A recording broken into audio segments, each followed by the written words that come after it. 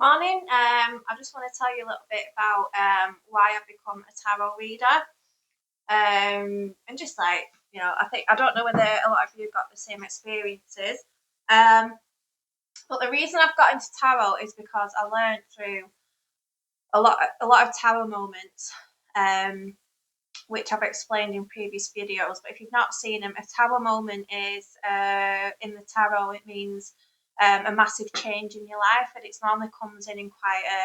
It feels violent and brutal the way it comes in, and it normally comes in because you've been ignoring your gut instincts and ignoring the signs from the universe. So, um, first of all, it's hard when you're younger to distinguish between anxiety and your gut instincts telling you that there's something wrong.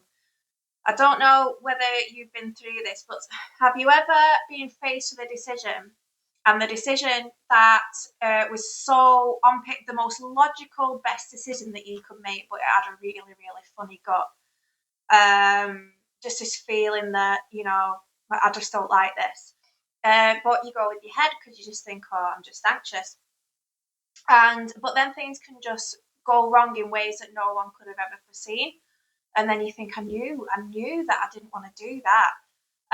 Comment below if you've been through this. But sometimes you can be making a good change in your life, moving house or accept a promotion, and you can get a funny gut, and you can think, is this just a good kind of scared, um, just for making a big leap, or is this the my instinct saying this is bad? And what I've found the difference between the two is the one where it's just you are anxious about a promotion. That seems to be more anxious about whether you can do it. Um, and that tends to be just anxiety from nerves. The anxiety where your gut's telling you something, it's because you're anxious about an outside factor that you don't see, you don't know what it is, but you don't like it. That's what I've found the differences between the two. And it's all up to your own discernment as to which path you go down. I ignored red flags from a relationship that I went into. I've done it twice actually. So I've been to therapy, which I highly recommend. Um, but it's like I claimed that I couldn't see who they were because they were so charming and they were love bombing, but there were red flags. I just didn't know that I saw them. I didn't. I just chalked it up to nothing really. I was just looking at all the good things. And when I was in specifically one of those connections, life got very, very difficult, not just from the obvious things like they might not be, they might be spending a lot of money or whatever it is. But also things like, you go for a job and you don't get it, or you hope something happens and then and luck just never seemed to be going my way. And then miraculously, once we parted ways and I got that person out of my life, it's amazing what such an energy in your life. It's amazing how much they can disrupt your blessings and block you from things that are meant for you. So as soon as I made that decision, it was so miraculous how everything just started to go my way, and I could see numbers everywhere. Like my favourite number is 33, but I was seeing 11, 11, 22, 33. And also 11, 11, 11, which was all adding up to 33, and I was seeing it everywhere. And that to me was like, it was a really good comfort because it was a little signal to me that I'm going the right track. Um, there's interesting things I've read about, like vibrations through noise, like a nice sort of balanced musical pattern can create, if you throw some dust on a speaker, it can create beautiful patterns, but a noise that makes you, that just really goes through you, that can create awful patterns. So I think patterns are like everything just working in sync. There's a phenomenon with, I think it was the IRS, used a certain law to look into people who might be committing, tax evasion, and it was to do with the law, and it was to do with I can't. I wish I. Oh, what was it called? I'll have to put a link below as to what it's called.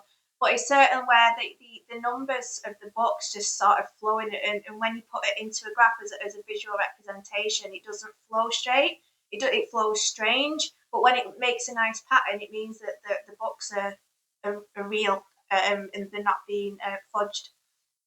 I'm not making a good job of explaining it, but I'm just saying that it's a real thing.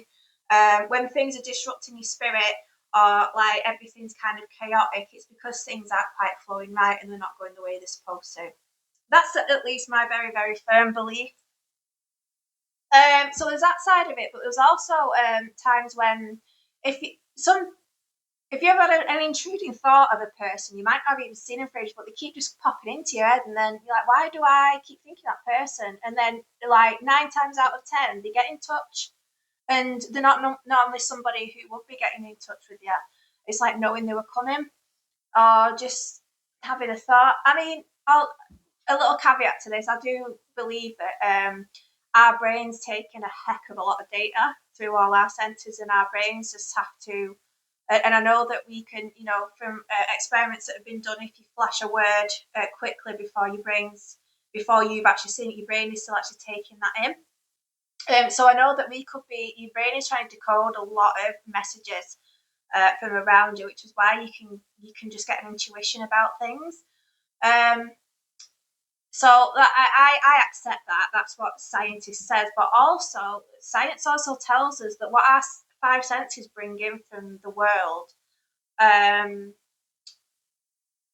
it's only a very, very tiny fraction of what's actually there, which is why I don't think just because science may not have found, higher dimension. Well, they know in theory that they exist. There's higher dimensions, but whether we're seeing or hearing or receiving messages, just because you might not have been able to, measure it so far, it doesn't mean that it's not there.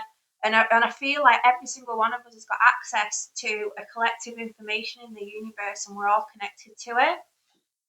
Because there's people who've told stories about when they've left the body in a near death experience, like past, present, and future's happening all at the same time. They know everything.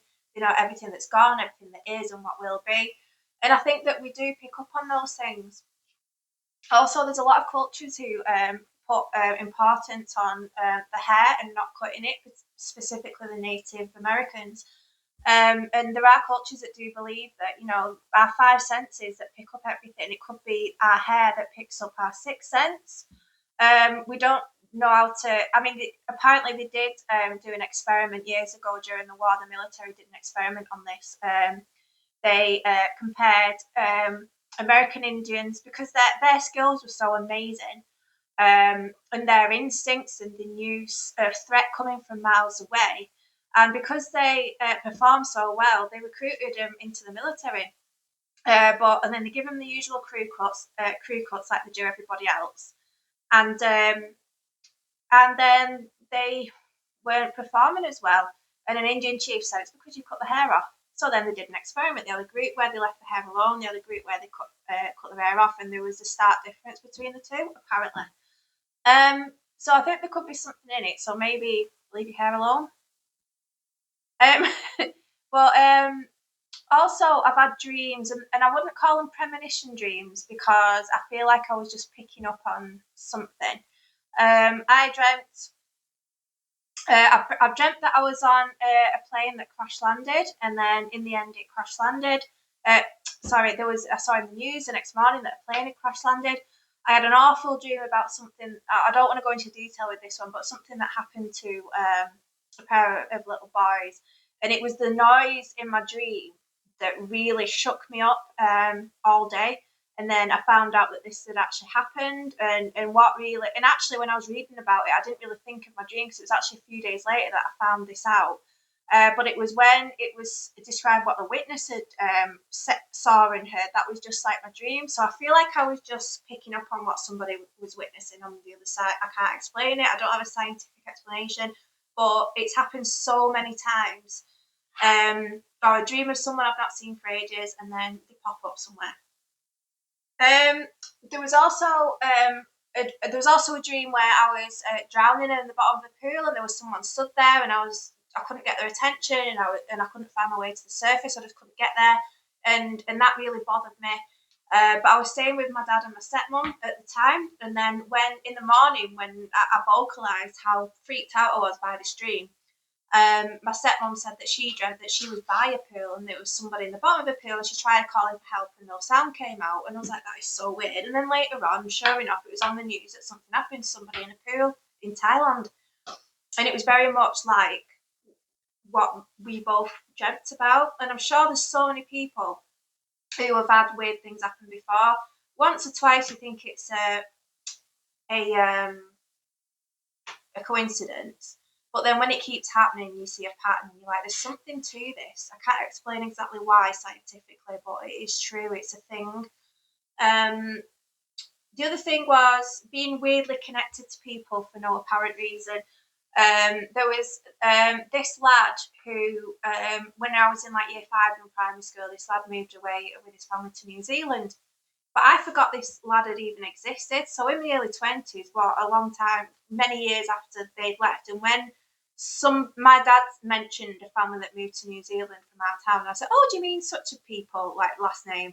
And he said, and he actually meant other people, but it was that prompted me to remember that this lad existed. And I started thinking, like, oh, I wonder what he's up to. Like, is he still living there? I wonder if he's got kids. And then, but it was at a time before having smartphones and having social media everywhere you go. And you're not really, because we was in Spain, so you're not really connected to the internet the entire time you're there. So it was when I got home a week later and I opened my laptop to just open Facebook, there was a friend request off him. I mean, and I thought, what are the chances? We ended up really connecting and getting on very well. But we didn't, and he was actually living in Australia by that time. He'd hopped over there. And yeah, we got on really well. We actually ended up having a weird little online romance that went nowhere ultimately, and never will. But then a few years later, we'd lost. I think I'd made a new Facebook page or something like that, but we weren't like connected on the internet. It fizzled out, and he got with someone and had kids, and so did I. And then there was this one night where I was dreaming that he'd friend requested and messaged me. And that in the dream, I was thinking, like, why would you be messaging me, like, flirting? And then, sure enough, when I woke up, there was a friend request and a message off him. And I told my partner at the time, like, and I was like, oh my God, like, this always happens. And he's just like, no, you've probably just seen him on people you may know, and it's gone into your subconscious and you dreamt about it, and he's happened to see in yours. But I didn't see him on people you may know. I mean, what do you think? Like, have you got any, because I'm open to anything. I'm quite open to any evidence that tells me that I'm wrong. Um, I'm interested in your experiences. So yeah, that's why I'm here. So I've always known this. I've always had intuition. We seem to be a bit of a family of witches, like my mum, and we've all been into our stones and crystals, incense, and psychics and things. We've always just been like that as a family, and so I think it could be maybe a generational gift. Like there's weird things that my mum and her dad have predicted that came true that was really weird, very specific. Um, so I ended up having a reading off somebody, and they actually read my chart, which isn't something that I do. And he said that my placements, he said, and also he was drawn to, he actually gave me a free reading. He was drawn to my comment on his page. He just gave me a free reading. And he said, like, there's magic in you. You should be doing this. And because I was so interested in it, I love watching tarot readings, just seeing if one of them could be for me. And so I started, I took his advice, bought a deck of cards, was playing with him. I started reading for my friends, and it was really spooky how accurate it was. Things that had come up that they hadn't actually told me. There was tears. And also, like, I had the odd person who, my friend had given them my number and they fancied a go, and I was practicing, so I was happy to do it. And didn't know from Adam, all I knew was the first name, and it was crazy accurate. But it's like, it just flows when I look at the cards. I can't quite explain it. It's like I know, and the cards just don't ever seem to be wrong. there's times when I might have interpreted something wrong and it's been more clear, especially with someone I know, and it's more clear when something's transpired. It's clear that, oh no, that card obviously means that now. But it's a work in progress. But I'm really enjoying. People have been trying to get me to, make content and start actually providing online tarot readings. My friends have been saying that I really, really need to do this for a couple of years now, and so this week I finally felt ready. So this is my brand new page. Um, uh, it would mean the world to me if you're watching this, if you could share with your friends, like it, subscribe. If you want a private reading, my email address is in my bio. And thanks for joining me. Thanks for listening. I might just be rambling on to myself. This might be totally uninteresting to half of the people, but let's see what you think. Does this resonate with you at all? Have you been through the same experiences? Are you a skeptic and got another angle for me? Anything you want to say? But I really, if you got this far, you've done brilliant listening to my rambling, and I really, really appreciate it. And I just want to thank you for engaging. Thank you for watching, and I'll be back again soon. Take care.